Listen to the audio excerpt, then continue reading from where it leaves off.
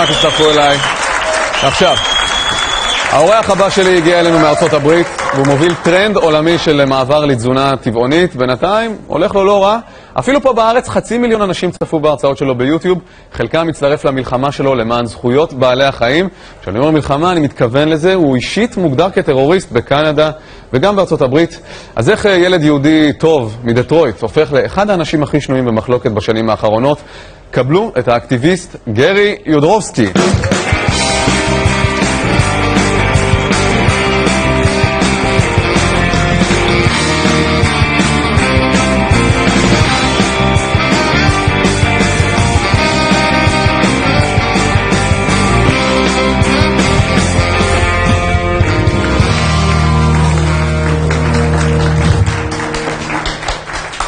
I've seen your lecture, your famous YouTube lecture, only yesterday.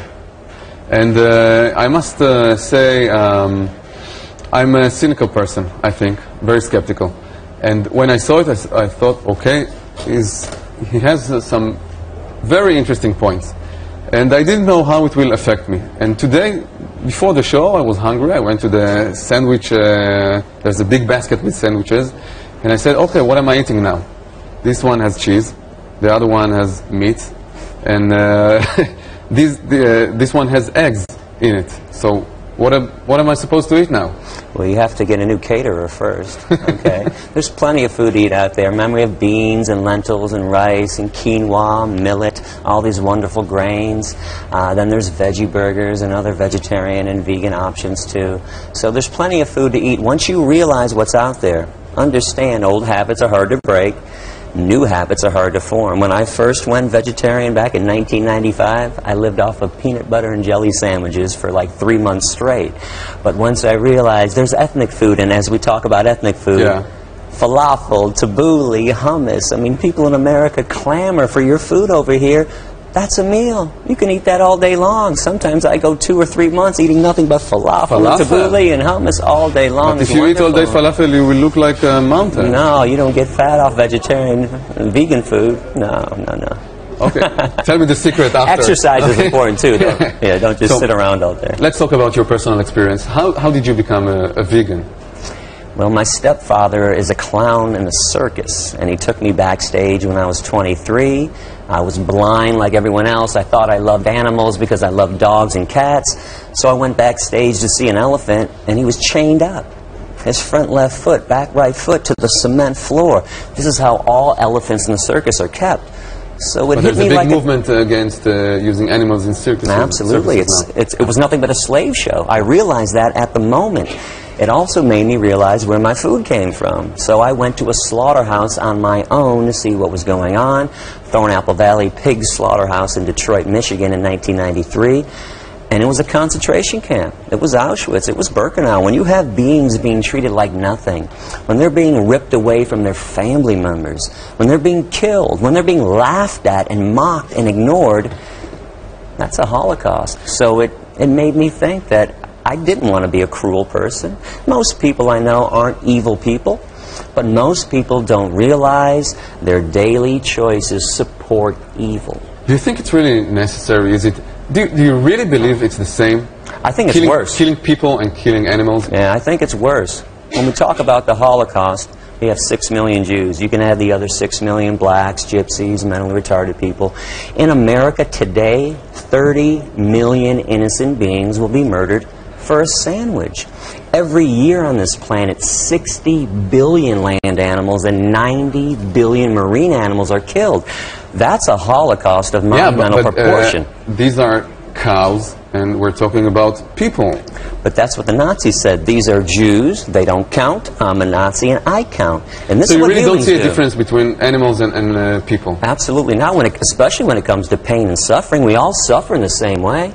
We all feel pain in the same way. A knife in my throat is just as painful and harmful as a knife in a cow's throat, in a chicken's throat. As a Jew, don't you get strong reactions for using that comparison? It's usually positive. I'm having nothing but success here. Remember, I don't do things to be a politician. I don't say things that people want me to say. I speak the truth, and the truth is harsh.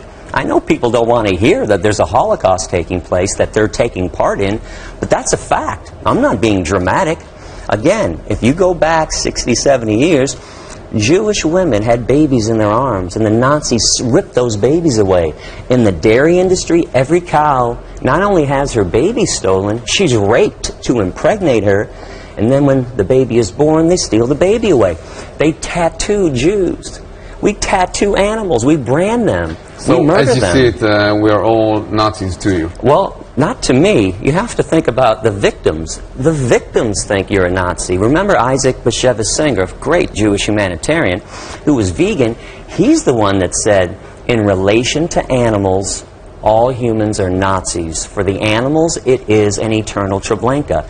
So it's not so important what I think. It's what the animals are thinking. We're now seeing, currently seeing a short... that's shocking. That's shocking. That's evil. It's cruel and it's disgusting. And you want to prove what?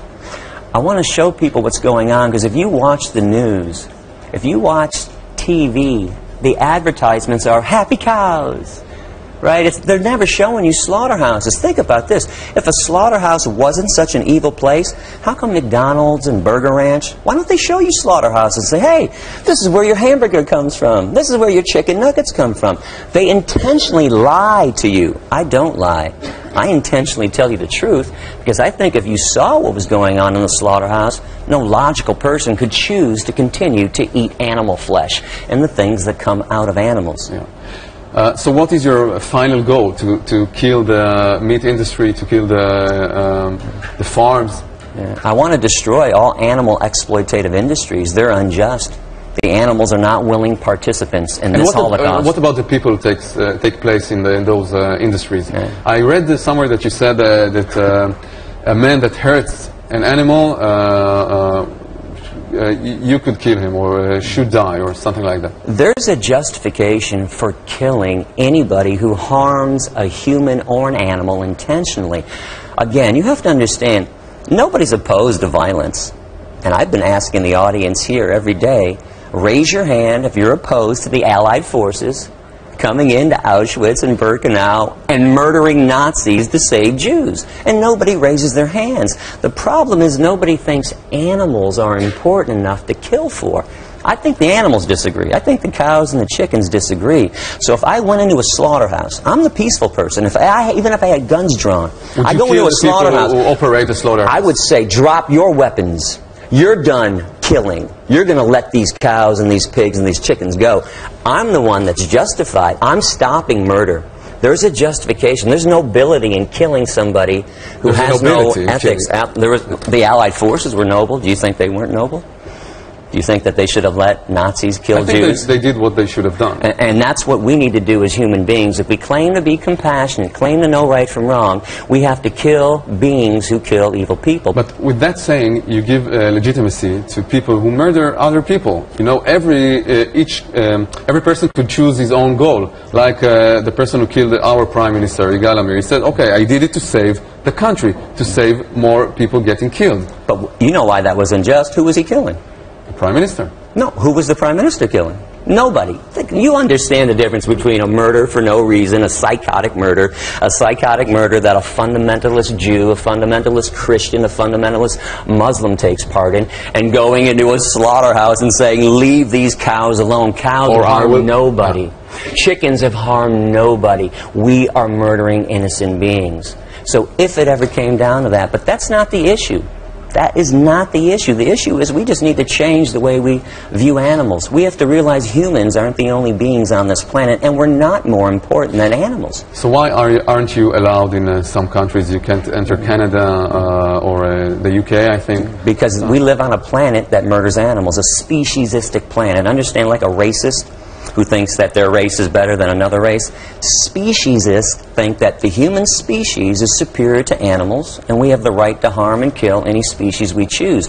So why would countries who murder animals want me to come in there and open people's eyes and get people to change? Were you surprised from your success in Israel? I've always noticed that over the years, if I talk to people who have been oppressed, if I do a classroom full of Jewish people, if I do a classroom full of women, full of Hispanics, black people. People who have been oppressed understand oppression. So I'm not surprised that Israel is embracing veganism right now and embracing me. We've been oppressed way back into Egypt times and to this day still, depending on what part of the world you're in. So people who have been harmed understand why it's wrong to harm somebody else. So you really think you have a chance? I think there's a chance. I mean, it kind of depends on which day you ask me. You ask me when I'm in Israel for the last 10 days and people are embracing me, I think, yeah. I think Israel could become the first nation on this planet to abolish concentration camps once and for all. You ask me on a bad day when people are screaming and yelling at me, wanting to fight, I'll say, no, I don't think it's possible. But keep in mind, no injustice can live forever. Sadly, injustice can live for hundreds or even thousands of years, but no lie can last forever, and people are becoming aware, and I think animals will obtain their freedom one day and be treated equally and fairly.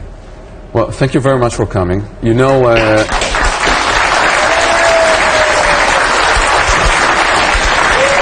Jewish New Year's Day is in 2 days, Rosh Hashanah. Rosh Hashanah, as you say it in America. I would like to give you a Rosh Hashanah gift. Okay. It's a special organic seeds. We bought it from an organization who help the disabled. And Happy New Year to you. Thank you. Thank you very much. ראש השנה שמח, שנה טובה. Yourofsky, תודה רבה. תודה רבה.